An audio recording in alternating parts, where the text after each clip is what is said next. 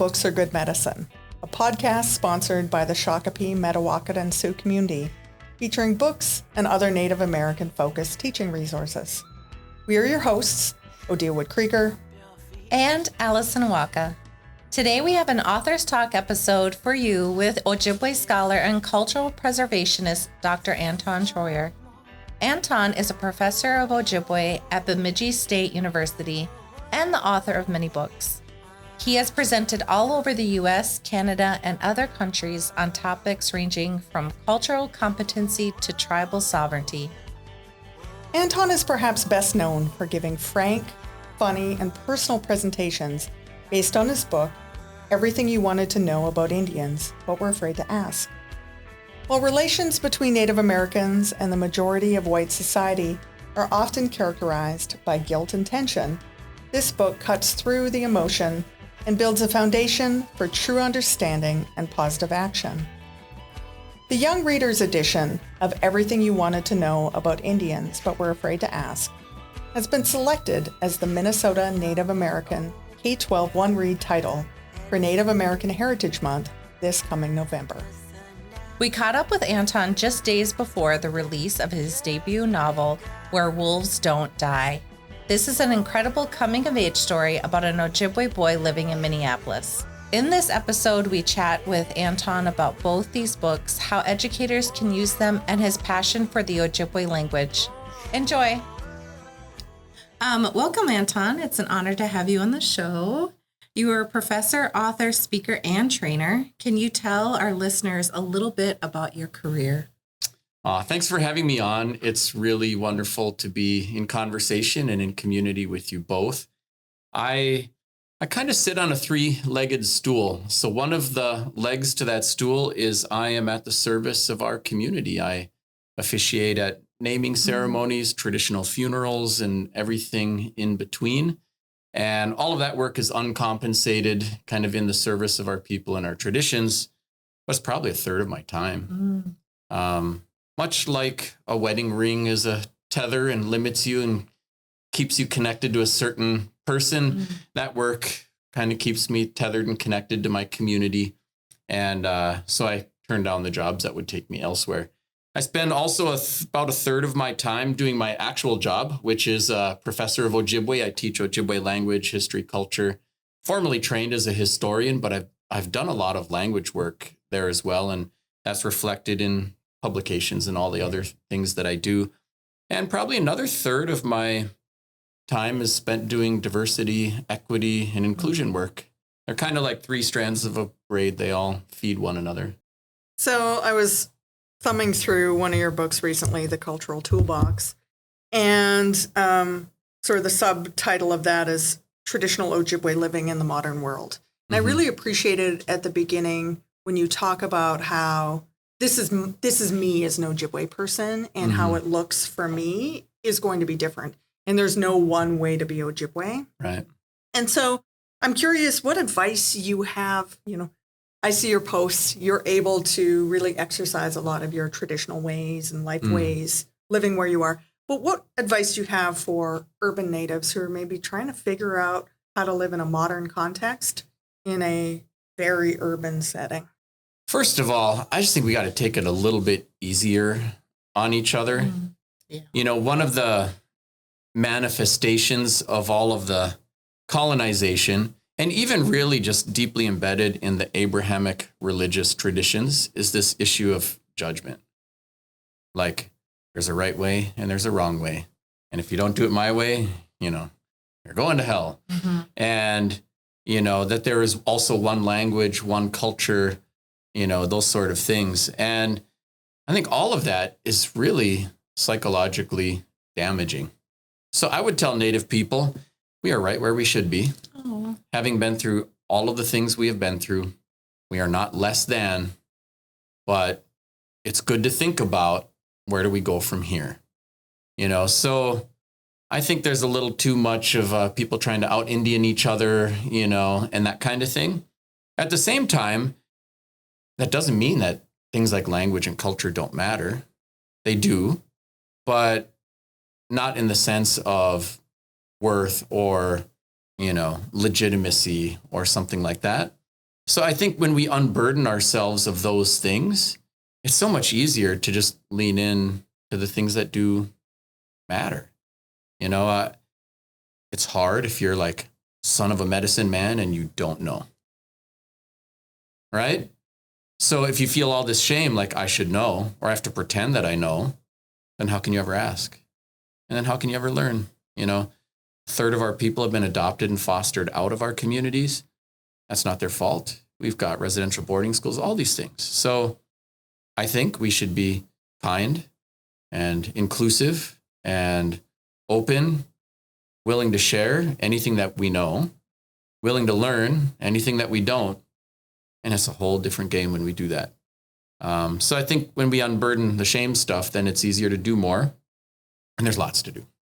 Do you feel like that absolves some teachers, some non-native teachers, of some of the pressure they feel to incorporate native content into their classrooms? It's a good segue for that conversation. It's a little different for me on that one, simply because I think you have some different dynamics. Yes, there's the judgment stuff that teachers wrangle with. And the way we train teachers is we expect them to be content experts in everything and then speak to a passive audience who demonstrates with a written test. And I think all of those things, the problems with those things have been widely exposed. Correct. I was just doing some work in Elk River schools that got 80 languages spoken by children in their district. What teacher's going to be able to speak all 80 languages? The expectation that they should be a content expert on everyone they serve just to talk to them is not helpful. That has people too afraid to do anything. So I do think we need to encourage, like, be brave, lean in, do more, we need you. And at the same time, if we know enough to know there's something we don't know, it's time to lean in, listen to a podcast, read a book, check out the YouTube channel, do our parts of the lift. And I think especially as educators, then of course we're there not to massage our own racial comforts. We are there to provide for the needs of the children. And our children need to learn about themselves as well as the rest of the world. That's beautiful. Thank you. I appreciate that. What inspired you to become an author? Well, like so many things in my life, I just stumbled into this entirely by accident. I don't know. I'd finished high school with a plan that a lot of high schoolers have, which is I'm going to get out of town and never come back. In addition to the things that I think a lot of high schoolers deal with, I went to high school in Bemidji, which is one of these border towns. So 23% of the town's native, could be up to half of the shopping population is, because the three largest reservations in Minnesota are right around the town. But those worlds never talk to each other. And I mean, I was like physically assaulted just for being brown, so I was like, I'm getting away from all of that stuff. And got into Princeton University, and I thought, hooray, all the ignorance is behind me. These people will be better educated. So naive, right? Like the first person I met was like, dude, are you native? Where's your tomahawk? And I was like, oh crap. I missed that. Brambled racial borderland follows me everywhere I go, and I ended up having a great experience there. Made lots of friends, all kinds of different backgrounds and things like that. And then ended up with the plan to come home and never leave, which in the long run is what I did. But I, at various points, before getting into any kind of writing, could see the power of storytelling. Like most of us, we don't relate to the world by facts and figures. Even the people who do facts and figures, they're trying to look at how do facts and figures tell a story. It's how we understand things and synthesize information. And so, of course, I come from a family full of avid storytellers and a culture where my mom would bring us to storytelling events. I always, appreciated that. My father did write. My mother was an attorney. She kind of wrote and communicated in a different way. But it wasn't until, I could see how much, like most Americans, even the Native Americans, got like the sugar-coated version of Chris Columbus in the first Thanksgiving, that I needed to say something else. And of course, writing is a way to leverage your voice and communicate with more people more quickly. So I started to get into it. And part of it was around those sort of things, giving talks, even the Everything You Wanted to Know About Indians But Were Afraid to Ask book started as me just talking with people and trying to answer questions. And eventually it turned into that.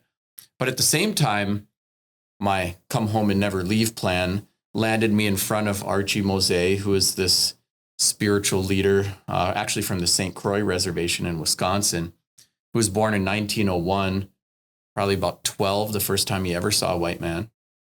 That was an American experience. Never to see a white man until he was 12. He was in his 30s, first time he saw a car. And when I met him, he was in a little modern house watching WWF SmackDown on the TV and laughing really loud, but I went to see him and he says, he shuts off the TV. I've been waiting for you. I was like, waiting for me? How could you be waiting for me? You don't know who I am.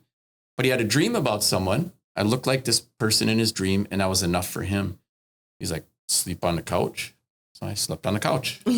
About 5 a.m, he's standing over the couch. Get up. You got to drive me to a funeral. I was like, funeral? And I kind of became his gopher. Go for this, go for that. Bring me here, bring me there. But what I got was an immersive experience in our culture and in our language. And of course, he's a great storyteller.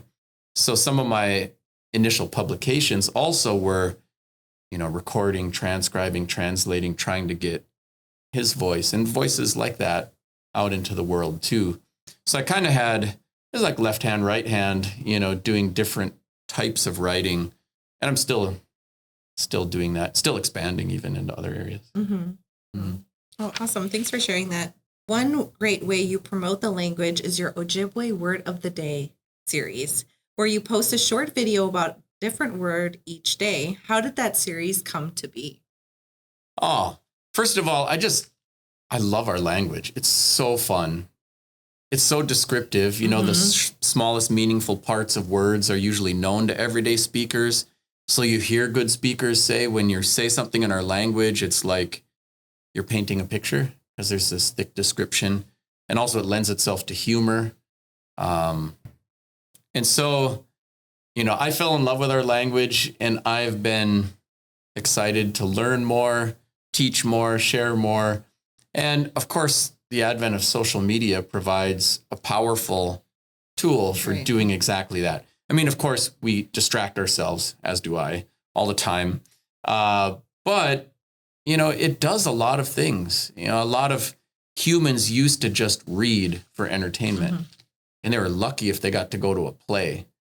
And nowadays, people are,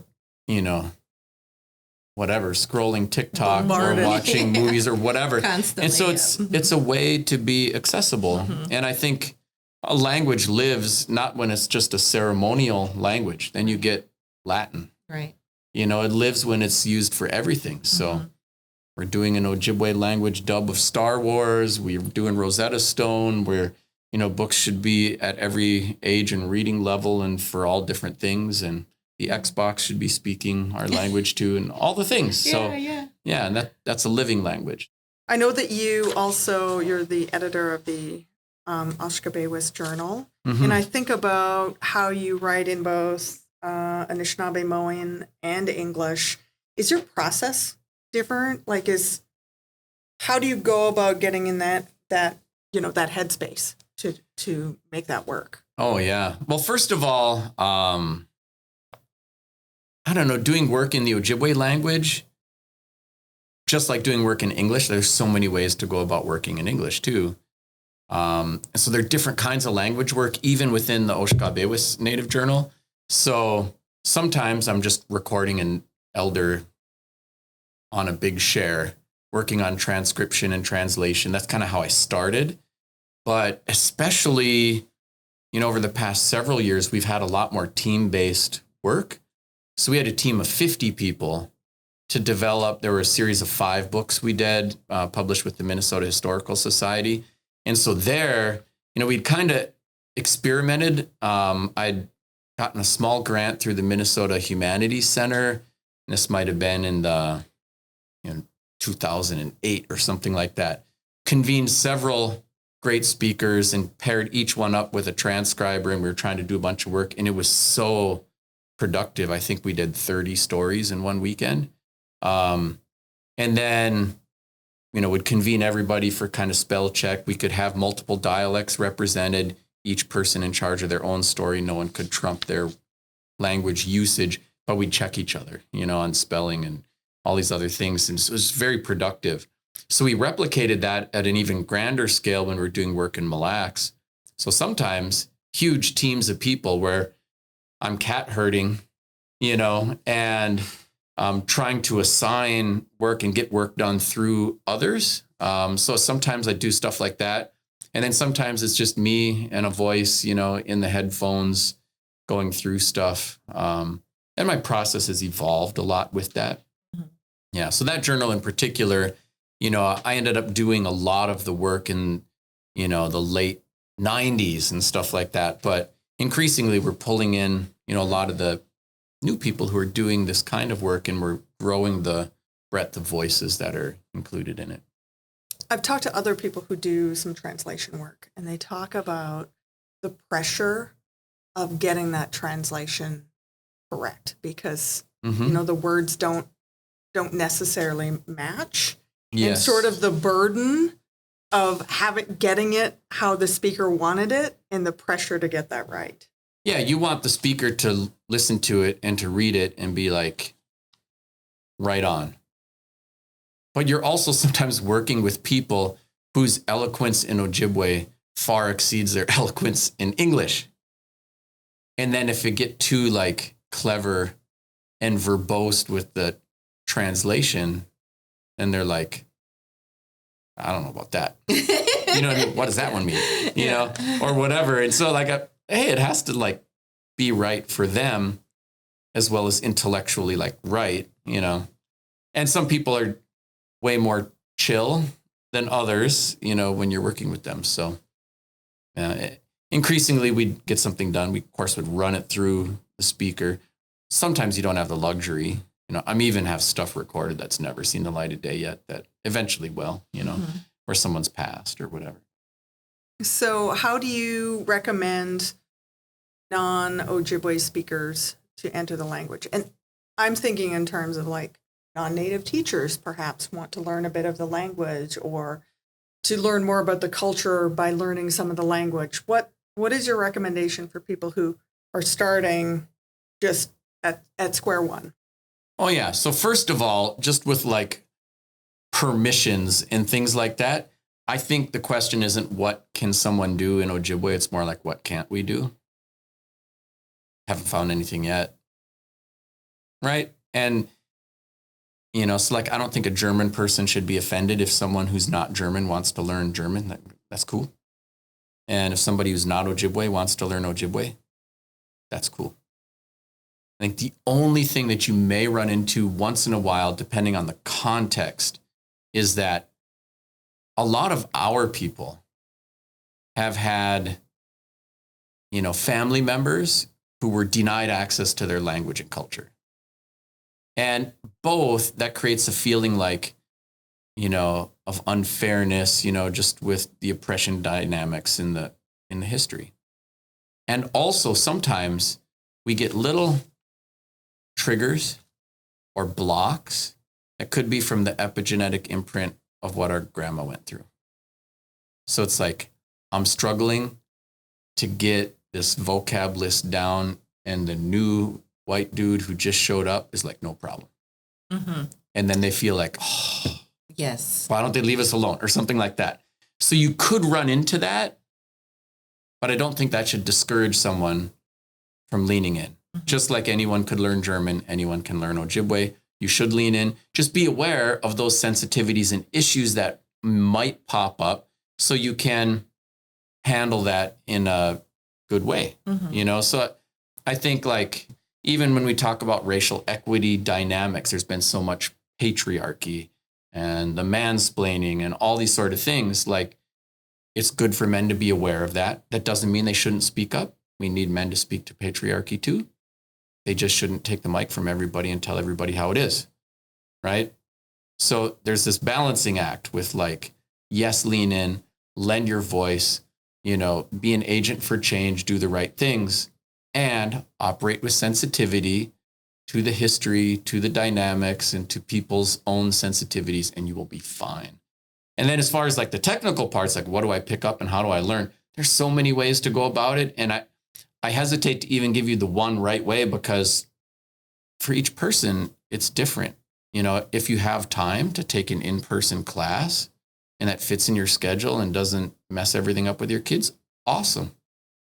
If you don't have time to do that, you shouldn't wait 20 years and then start. So then you can take the online class. Like even all of my classes are offered all around the world, with Zoom Classroom. They're at synchronous set time meetings. If you can't make that work in your schedule, there's Rosetta Stone, which has, video, audio, correct your pronunciation and your grammar as you interact with the app in real time. If you are a teacher, there's a 500-page teacher guide for year 1. So you can do a classroom integration. So it'll show you like different ideas and lesson plans and ways to apply the language content. And then you can play the video. So they're good for speakers using the language appropriately and the visual context, and then the kids can have their grammar corrected as they interact with the app. You don't have to be a perfect fluent speaker, but you can still proceed. There's lots of stuff out there. So I would say it would depend on the person and the context and what's going on, but there are tools. Granted, we need 1,000 times the number of tools we have, but we're working on them.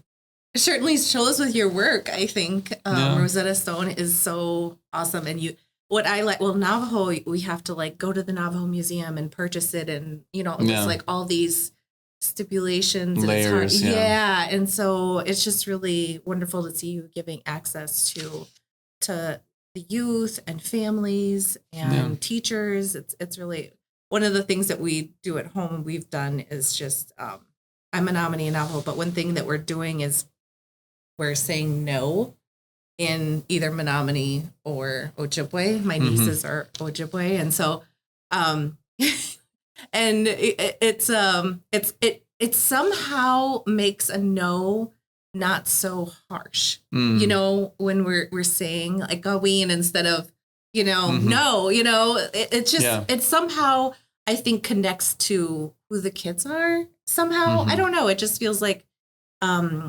it's just integrates to their like maybe who they are. But I did a Navajo singing class over COVID, and I didn't kind of touch on what you were talking about coming into a class. Like I was crying like every class, and it was so. I didn't know that it would affect me so much, like learning the language. And I think our like DNA or something somehow connects and is like, oh yeah, I'm, speaking my language again, and I'm finding that. So it's really awesome that you give that advice to people, like being respectful in the space and just acknowledging that we have these things that we're working through. And so I really like that advice. So I dug this one off my bookshelf. Oh, yes. And this one, you actually signed it for me. It was back when we were at a Jewish temple out in St. Louis Park or something like that.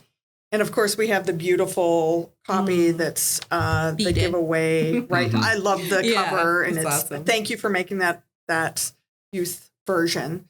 But one of the big narratives we have in here is, or in the state of Minnesota, is, Ojibwe versus Dakota, right? And, you're always, battling it out. And I've heard you give a talk about that. And I was wondering if you could sort of give us the cliff notes of your perception about this so-called battle between the Ojibwe and the Dakota. Yeah. So there are many things to say, maybe that's a book in and of itself at some point in time. But first of all, throughout history, the Ojibwe and Dakota have had many more hundreds of years as friends than they ever had as enemies. And I think that gets forgotten. I think a lot of times for all humans, we tend to think about the part of our narrative where there was the most victimization, and often center that. And that doesn't mean that that part of the narrative isn't critically important, but it's certainly not the whole story. If someone's a victim of a crime, you start at, you were the victim of a crime, but eventually get to, I survived this experience, to, I healed with this, and it is something that happened to me, but it's not my whole identity. That's like a healing trajectory when something bad has happened. And I think all of us humans have to wrestle with that one way or another. With regard to Ojibwe Dakota dynamics, first of all, most Ojibwe and Dakota people have some blood from the other tribe. I have Dakota blood. No, I'm just kidding. Yeah. And I'm quite happy and proud of that too. Not that I'm asserting a Dakota community or identity or whatever, but, I think when you really look at it, we are deeply interconnected. We have even some cognates between our languages, which are really structured as differently as Chinese and English are. There's been lots of sharing. And we have been dealing with an American system with similar treatments of Native people for some hundreds of years now. So we have much more in common than we do apart. There's, I think it was at MIEA, I shared a little bit more about the historical narrative about how did we get here, and even, the emergence of conflict between the Ojibwe and Dakota wasn't like an age-old hatred. It was manipulations by European traders during the fur trade era, and they were intentionally trying to play natives off of one another. I don't think we should live that narrative. And furthermore, in spite of everything that has happened, in the middle of the 1800s, the Dakota gave the Ojibwe the ceremonial big drums, which we still operate, where we still sing the words with the songs with the Dakota words in there. We honor this ceremony. It was a peace offering between the tribes. The Dakota woman who had the dream of the drum said, it's against my will that Native people are being killed, and it is against my will that you would kill one another. And they took it to heart, and the Ojibwe took it to heart, and we still do. And there have been reciprocal offerings back and forth for a long, long time. So honestly, the Ojibwe and Dakota, we're in it together in Minnesota and around the world. I think it's healthiest to see it and look at it that way. I think it's good to be sensitive to the sensitivities about the history, and also to be aware that here in Minnesota, prior to 1862, the Dakota were as numerous as the Ojibwe in Minnesota. And the Dakota endured an extremely brutal series of oppressions in and after 1862. And to this day, the 4 Dakota communities in Minnesota, while they've been growing and healing and building and wield tremendous financial power and things like that, they feel outnumbered. And there aren't as many to answer the call, even to come to a podcast or do a radio interview or to write a book or whatever. And, the Dakota folks who've been doing that have been super busy. And so, even getting someone just to come to your class and give a talk or something like that, there are more Ojibwe people than Dakota people in Minnesota. So I think we need to be aware of that. And, we do lots of work together. You could see it with Understand Native Minnesota. You could see it with the publications of the Minnesota Historical Society. You can see it with, Minnesota Indian Affairs and all these different organizations and efforts. We are trying to center both, hold one another up. Mm-hmm. If I come to an event that's dealing with all Native people in Minnesota, I'll be like, If there isn't Dakota representation, why is there no Dakota representation? Don't just talk to me because I answered the phone. We have to do the groundwork, and other people do the same thing. So I think all of that helps us get things done. And I think even Ho-Chunk kind of bringing them in too. Yes. In most recent years, there's been a lot of acknowledgement of Ho-Chunk as well. Mm-hmm. But I suppose we should do some Where Wolves Don't Die questions here. So your latest book, Where Wolves Don't Die, was just released this June. Can you tell us about it? I'm so excited about this book. I've written a lot of books, but this is my first work of fiction. Yes. And, while I'm telling stories, when I'm doing history or language work or anything, it was a different kind of work. Mm-hmm. It's a story about a 15-year-old Ojibwe boy, starts in Northeast Minneapolis. He's, has an altercation with a kid at school. He's kind of looking for clues to a murder and stumbles into a transformational journey and kind of finds himself in the process. As part of that, his family sends him into the Canadian wilderness to run a trap line with his grandfather. And the story is a thriller. But it's also a very tender coming of age story and about this boy, his understanding of himself, his connection with his culture, his relationships with his father, his grandmother, his grandfather. And I think it's going to do really well. It was a lot of fun working on it. And it wrestles with a number of things. I think, honestly, a lot of the literature about Native people has been stories of trauma and tragedy. Yes. The stories have been set, in the 1800s. And the story is modern. It's contemporary. I love it. Yes. And I was so tired of stories about Native people who, lament the culture they never got to learn about because residential boarding schools. Mm-hmm. And instead tell one about someone who's living their culture and in a vibrant way. So it's not an imagining of Ojibwe culture. It's, a window into the culture. Like we do a lot of harvesting and, have a feast when someone has their first successful hunt. And so these sort of things are part of, the things that this kid's going through. And also, it's wrestling with some other things too. Like this is an emerging effort in literature that we need different kind of voices, right? So yes. We need more female authors. We need more authors across the spectrum of gender identities. And that's work that is starting to happen. I think we've also started to critique, analyze, and understand like toxic masculinity and things like that. But what we don't have an awful lot of are just some healthy examples of positive masculinity, of a boy becoming a man in his own cultural context in a healthy and positive way. And I do think that this book shows what that could look like. And I think that's new. Oh, awesome. What inspired you to do fiction? Is that just a natural kind of path? And first of all, I'm thinking about these things all the time. Like I have 9 children. Yeah. I think about parenting. Mm-hmm. I work with elders all the time. I'm thinking about elders all the time. So it was a way to explore these things in a different kind of context.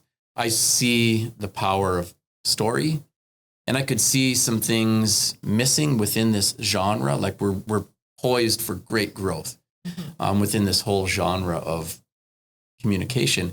And both for me and then for my children and now my grandchildren going to school, having so few books by Native people, right. Especially books by Native people, about Native people, that say something positive about being Native. Yes. Beyond trauma and tragedy, right. And I had something to say, so I wanted to say it. But for me, it's not it is new, but it's also the continuation of my work around language, culture, and storytelling in a new venue. So people might ask, why Minneapolis and not St. Paul? It had to start somewhere. Yep. Is that going to be your next novel? Will be St. Paul based? And we'll have to see about that. Honestly, like I even went to grad school in the Twin Cities and, pretty much knew how to get to campus in the Mall of America. I've been learning the cities slowly over a long period of time, even though I've spent a fair amount of time here. But, I had a brother who lived in Northeast for a while, so I walked the streets and, could speak to that a little bit. I mean, honestly, Northeast is getting so gentrified now. It's hardly the hood, or something like that. Not that it's described that way in the book, but so it's just a connection point. And, I've spent a lot of time in northern Minnesota, like where our family lives, hunting and fishing and doing things like that.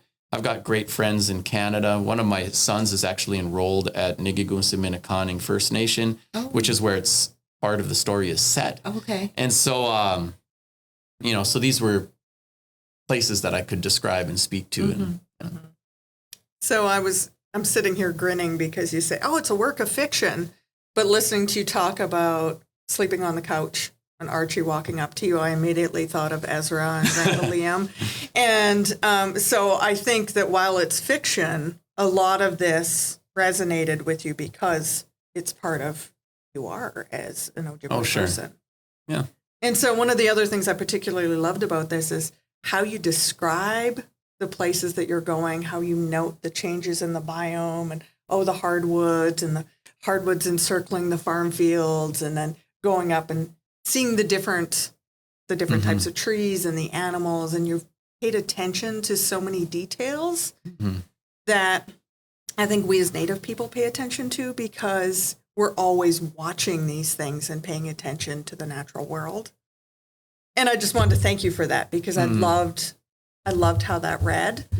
But I just want readers to know that they shouldn't pick up this book because it's a good Native story. They should pick it up because it is a good book that happens to be centered around a Native character. And a lot of people are like, I'm going to use this book to check off the Native standards. Well, yeah, you can do that, but you can use this book to fulfill all the standards because it's a great book. And we're not recommending it solely because it's Native, but we're recommending it because it's a great book. I think everyone should read that book and not go hug a Native, but go hug their dad. Yep. For real. Yeah, it's beautiful. So thank you for stepping out of your regular time or your regular writing and doing that for us. Oh, yeah. That was truly a pleasure.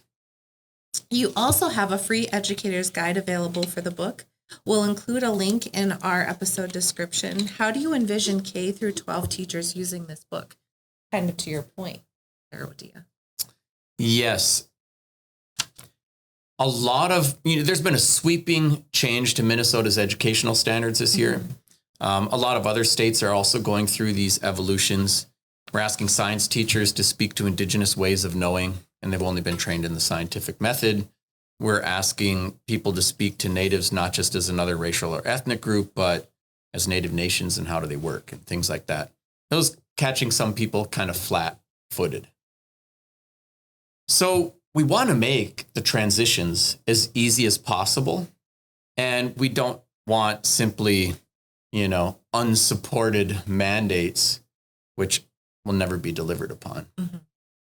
We want to transform how everybody learns, how Native people learn about themselves, but how the rest of the world understands Native people too. We have to prepare all of our kids for a world we can only imagine, but we must imagine will be a very diverse place.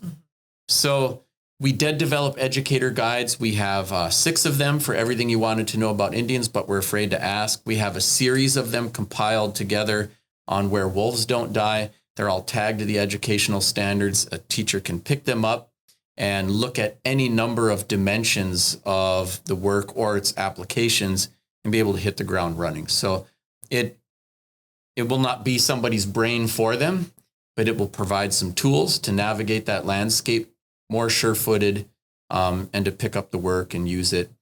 Certainly the one read and the copies that went out of everything you wanted to know about Indians, but were afraid to ask is very exciting.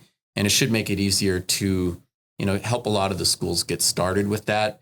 Even if they didn't get the free copies, and the response was overwhelming. 10,000 copies went in 30 minutes. I know. Yeah. And so there's great hunger for this, Yes. which is also really heartening. Like there are a lot of decent human beings out there who really care and want to get it right. And so hopefully this will segue, into more continued use of the work in more venues, both with, Where Wolves Don't Die and the Everything You Wanted to Know About Indians book.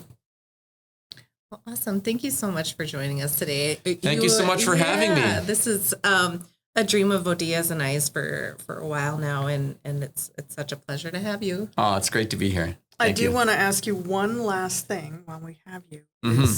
What's next? Like, so many people want more of you, and I know there's only, you have your 9 children and your grandbabies, and we constantly feel like we're having to fill the need for all of these different resources as Indian Education for All comes out. So is it an adaptation of another adaptation of an existing book? Is it more language work?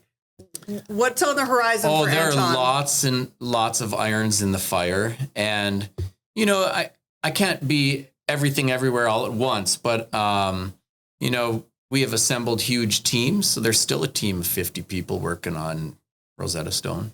There's a new, issue coming out every year until we have a 6-year development. We continue to do, all kinds of other work. I do have more books and ideas than time. And I usually don't telegraph until I'm ready to launch, but there's been a book every year for over 20 years in a row. There's more to come, There's always something cooking. So stay tuned. Well, we can't wait. We definitely will, yeah. Thank you. Thank you again for all of your time. It's wonderful to host you. Yeah, miigwech. Thank you for joining us for this episode of Books Are Good Medicine. Subscribe to our channel on Apple Podcasts or Spotify. You can also visit our website, booksaregoodmedicine.com, to find episodes and resources or to send us a comment. This podcast is sponsored by the Shakopee, Metawakan Sioux community and produced by Goff Public. Our theme song is Stomp Dance by Blue Dog. The opinions expressed on the Books Are Good Medicine podcast by its co-hosts and guests are their own in their personal capacities and do not necessarily reflect the views of any organization with whom they are affiliated or with the podcast's sponsor.